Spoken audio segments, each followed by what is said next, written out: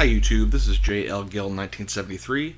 Wanting to show you one of my new builds. I built a 300 Blackout pistol with a 10.5 inch Radical Firearms barrel, and I will be running it suppressed.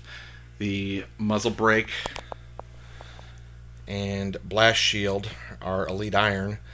I've actually, those came with my Elite Iron Bravo 1 suppressor. It's still at the dealer on its Form 4, waiting for that to be approved. However, the neat thing about Elite Iron is that they highly recommend that you time your actual muzzle device so that it doesn't affect the point of impact on firing. So I brought my upper into the dealer after the suppressor got there, and they installed and timed the actual muzzle device through the by actually, instead of using shims, they actually machined the barrel to get it to the proper spec. So there is the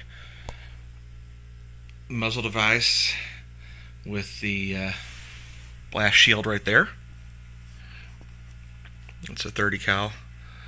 This is a thread protector blast shield. Looks pretty neat when it's on there.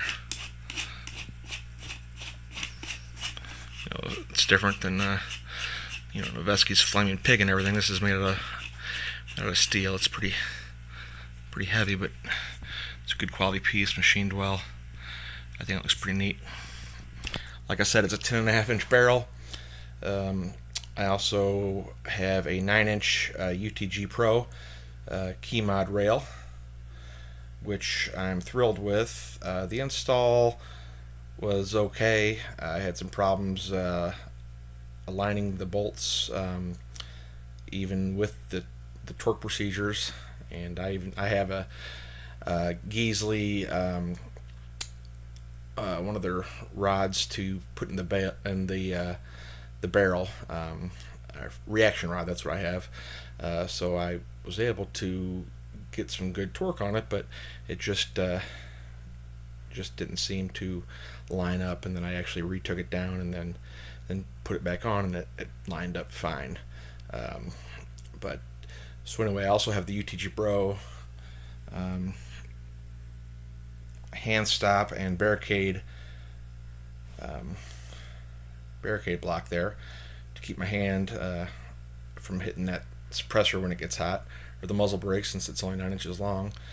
And then I've got the BCM CAG, so my hand fits great in there, and I put the BCM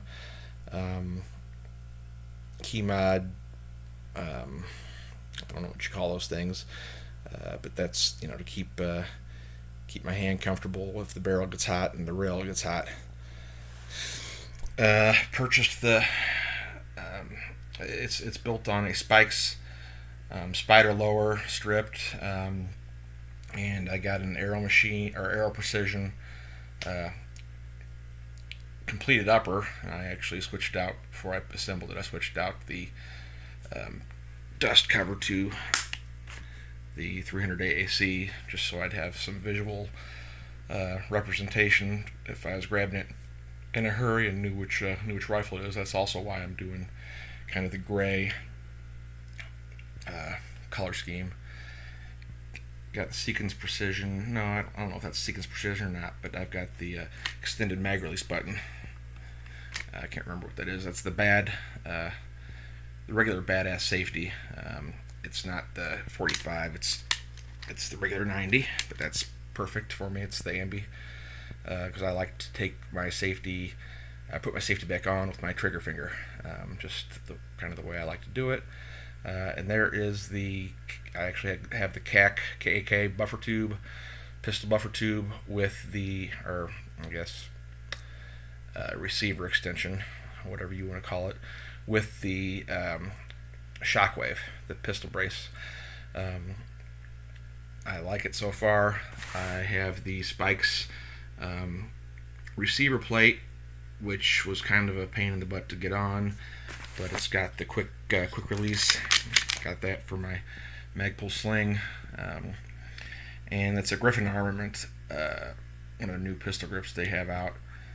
Got just a regular Magpul polymer trigger guard, and I used a PSA.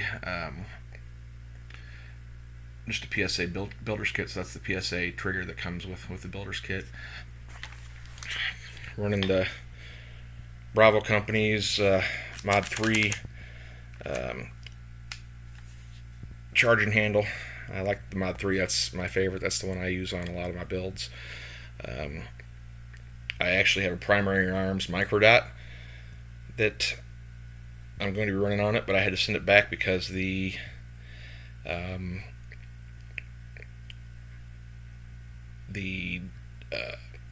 selector, the intensity selector, was backwards. So when it was on 0, it was actually midway through its intensity, and when it was on 6, it was off. So I sent that back to have them refinish that. So hopefully, they said that'd be a simple fix. I'd love to see if I could do it myself. Couldn't do that. Running the Magpul Bad Lever. I like that. I just like to use that. I don't know why. And then I've got it configured to, how I run my hands on this here. So that works nice. I like that. I'm really impressed with the UTG Pro forend, the Keymod forend. It's really nice. It's really slim. It's light. I really like it. It's a really good budget rail. I mean, I think if you Cerakoted, put a Cerakote job on this and covered up the UTG markings, I think people would be surprised that it was UTG if they found out. So far I'm very impressed, and I'm sure I'll use more of them on some of my other just mid-level builds. But this is a nice pistol. I fired it for the first time on this past weekend. I had the standard buffer that came with the receiver extension and the kit I bought from KAK. It was just the standard buffer. And when I was using, I was shooting Supersonic 300 Blackout. That's the only thing I've purchased so far. And they weren't ejecting. They were not ejecting. And then the bolt wouldn't go back into battery either. So I actually had a H2 with me and switched out the buffers, and then it functioned flawlessly after that. And I ran through, I'd say I put 60 rounds down range after putting in the new buffer, the H2 buffer. Flawless, no problems at all. That did the trick. I've actually got an Odinworks thin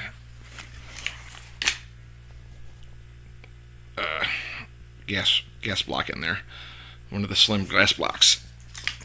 Before that, I had that's the second one I used. The first one wouldn't fit into the trail, under the rail. I can't remember what that was, but it touched the bottom. I wish I could remember right now. It's one of the common ones that a lot of people use. It's one of the clamp-on ones, though. So that I would suggest not using the clamp-on at all with this, and use the dimpled kind. The kind that you have the dimples with. But I like the guard for the barrier guard, the barrier block, barrier rest. It's UTG Pro, so it matches perfectly with the rail. I mean, it looks sharp. I wish they had it in gray. I might get it powder coated, or not powder coated. I might get it Cerakoted. I'm not sure. just to match it. But I think it looks okay. I think that's enough gray on there. And then I also have I believe I got the, it's a nickel boron bolt carrier group. I believe I got it from Pegasus Defense, and it is, the bolt is both MPI and HP, high pressure treated and magnetic particle inspected. So, and I got it on sale. It was a heck of a deal. Can't remember I think it was $109 if I recall, but it was a heck of a deal. I like it. It looks great. Performs great. I like it so far. But I'll be going over some more of my builds. I've got several of them. So, but comment, like, tell me what you think about the build. If you have any questions on anything, let me know. I mean, I'd say build rather than buy. Definitely. This is my third or fourth build. First pistol build, but third or fourth build overall. And now I really don't even need to watch YouTube when I'm doing it. It's so simple. Plus, it teaches you a lot about the operation of the AR. Also, have the bad, or I guess the extended release. I like those. I've been using those in my builds. Really happy with that. Make it come down pretty quickly. Paperwork's in the SPR this lower, but I haven't received the Form 1 back. But it should be back anytime. But let me know what you think. Like, subscribe, all the other good stuff. Thanks.